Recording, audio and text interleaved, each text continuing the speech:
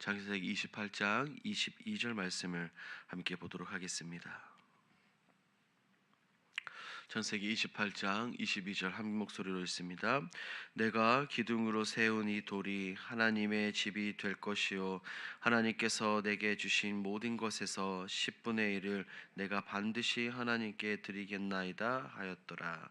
아멘. 오늘 본문은 야곱이 형 에서를 피해서 도망가던 중 광야에서 하나님의 임재와 언약의 약속을 꿈속에서 경험합니다.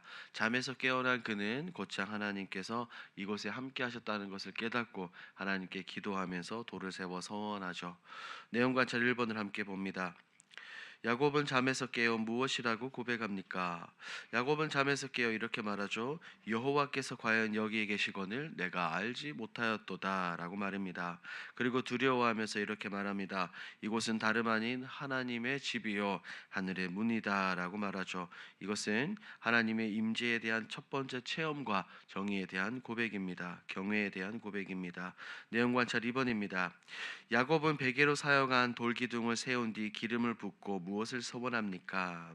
하나님께서 나와 함께 하시고 나를 지켜주시고 평안히 돌아오게 하신다면 여호와를 나의 하나님으로 삼겠다라고 말하죠.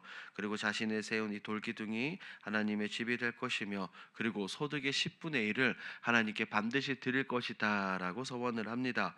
야곱은 왜 이런 서원을 했을까요? 연구와 묵상에서 우리 함께 더 살펴봅니다. 연구와 묵상입니다. 야곱은 왜 하나님 앞에서 자신의 인생을 걸고 서원합니까? 야곱의 상황을 한번 살펴봅시다. 야곱은 지금 광야에서 홀로 도망가고 있어요. 형 에서를 피해 생명의 위협을 느끼며 도망칩니다. 그의 곁에는 아버지도 어머니도 형도 가족 아무도 없어요. 외롭고 불안한 광야의 한복판에서 돌을 베개 삼아 잠든 상황입니다. 어떻게 보면 모든 것이 다 무너진 그 시점에 하나님은 야곱에게 은혜와 언약의 함께하심을 분명하게 보여줍니다. 놀라운 점은 야곱이 아무 자격이 없다는 겁니다. 야곱이 아무 자격이나 준비가 없음에도 불구하고 하나님은 그를 찾아와 할아버지 아브라함과 아버지 이삭에게 주셨던 언약의 복을 동일하게 지금 야곱에게 주시겠다라고 말씀하십니다. 이때 야곱은 하나님을 단지 내 아버지와 할아버지 자신의 조상들의 하나님이 아니라 나의 하나님으로 받아들이게 됩니다. 나의 하나님으로 받아들이는 인격적인 고백의 자리에 이르게 되죠. 그래서 야곱은 단순히 하나님을 만나고 경험한 것에 감사하는 것에 그치지 않고 그의 삶 전체를 하나님께 맡겨 드리는 것입니다. 그런 서원을 하는 거예요. 하나님이 함께 하시고 먹을 것과 입을 것을 주시고 평안히 아버지의 집으로 돌아가게 하시면 나 여호와를 나의 하나님으로 섬기고 이 돌을 하나님의 집으로 삼으며 11조를 드리겠다라는 이 믿음의 고백으로 반응합니다. 야곱의 이 고백, 야곱의 이 서원은 두려움에서 나온 조건부적인 고백 거래가 아니라 임마누엘의 하나님, 나와 함께 하시는 하나님을 경험한 믿음의 첫 고백이자 하나님 손에 모든 것을 맡기는 영적인 대전환이라고 볼 수 있습니다. 그것이 지금 이 아무도 없는 광야에서 일어난 거예요. 이처럼 광야는 어떻게 보면 외로움과 힘듦과 좌절과 낭만과 고난의 자리이기도 하지만 또 한편으로 보면 하나님을 우리 예수 그리스도를 인격적으로 만날 수 있는 자리입니다. 또 한편으로 보면 인생이 새롭게 시작되는 믿음의 출발점이 될 수 있음을 기억을 해야 합니다. 야곱은 가진 것이 없던 자였지만 약속의 말씀을 붙들고 하나님을 향한 방향을 선택한 사람이었습니다. 우리는 반드시 오늘 이 본문을 통해서 이것을 기억해야 합니다. 느낀 점입니다. 하나님의 약속에 대한 응답이자 감사의 표현으로 서원하기도 하는 야곱을 보며 무엇을 느낍니까? 야곱은 모든 것이 불완전한 광야에서 하나님의 약속을 듣고 감격과 두려움 속에 깨어나 자신의 삶 전체를 하나님께 드리기로 그는 서원합니다. 야곱의 서원은 단지 하나님께로부터 무엇을 받기 위한 것이 아니라 말씀 앞에서 무너진 인생을 보여주죠. 말씀 앞에서 무너지고 하나님께서 완전히 회복시켜 주시는 새로운 인생 말입니다. 야곱의 이런 모습을 보며 제 스스로의 신앙을 돌아보게 됩니다.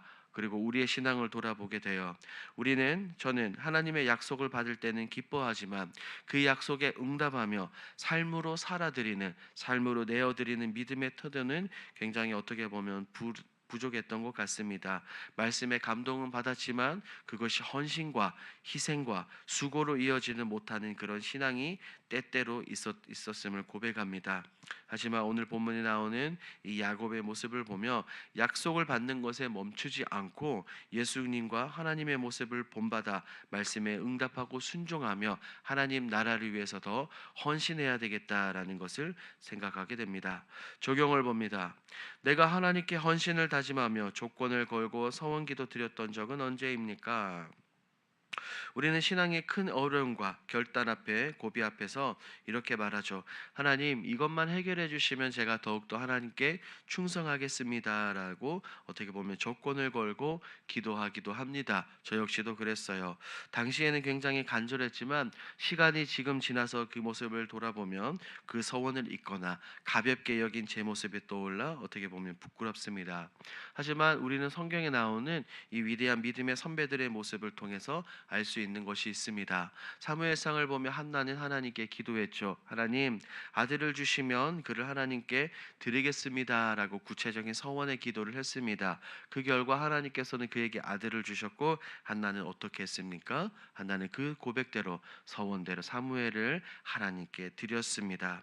이처럼 서원은 단지 문제 해결을 위한 조건이 아니라 하나님과의 인격적 관계와 신뢰와 헌신의 표현임을 배우게 됩니다. 더불어 우리는 하나님 앞에서 함부로 서원해서는 안 된다는 것도 깨닫게 되죠.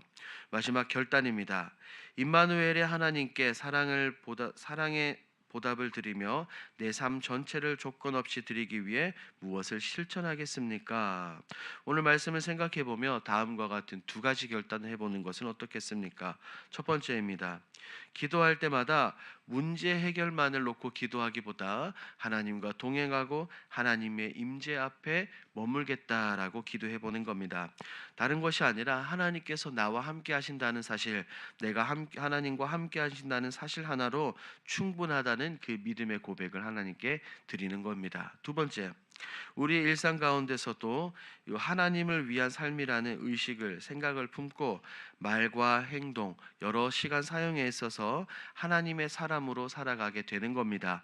광야에 있든 가정에 있든 세상에 있든 어디에 있든지 간에 우리의 삶 전체를 하나님이 기뻐하시는 하나님의 사람으로 살아가게 되는 겁니다. 조건 없는 헌신과 순종과 희생의 길을 걸어가는 순례자의 길을 걸어가야 한다는 것이죠. 이것을 기억하시고 오늘 하루 그리고 내일의 하루 우리의